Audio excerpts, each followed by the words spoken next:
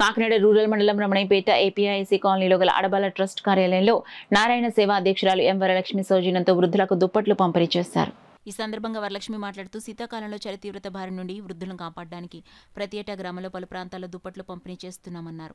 పరోపకారం ఎంతో ఉత్తమమైందన్నారు. ఉన్నదానిలో కొంత పేదల అభ్యున్నతికి ఉపయోగించాలన్నారు.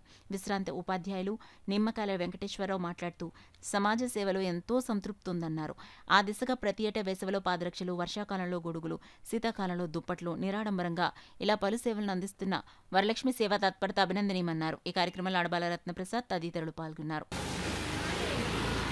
మానవ సేవే మాధవ సేవ అనే ఉద్దేశంతో కార్తీక మాసంలో ఈ క్షీరాద్వాసు రోజున అందరికీ సేవా దృక్పథంతో చేయాలని, నారాయణుడికి చేసిన మానవుడికి చేస్తే నారాయణుడికి చేసినట్టేనదే ఆ లక్ష్మీనారాయణుల యొక్క కరుణా కటాక్షాలు అందరి మీద ఉండాలనే ఉద్దేశంతో ఈరోజు ఇక్కడ లేని వాళ్ళకి దుప్పట్లు పంచిపెట్టడం జరుగుతుంది.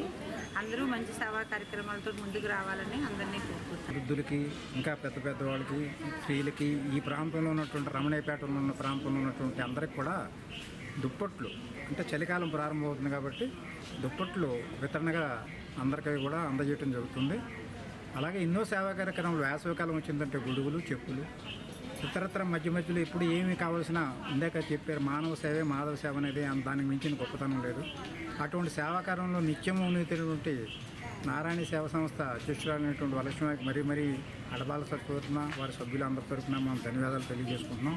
వారి సేవా కార్యక్రమాలను ఇంకా ముందుకు తీసుకెళ్లాలని, ఆ భగవంతుడు వారికి ఇంకా సర్వ ఐశ్వర్యాలు ప్రసాదించాలని కోరుకుంటున్నాను.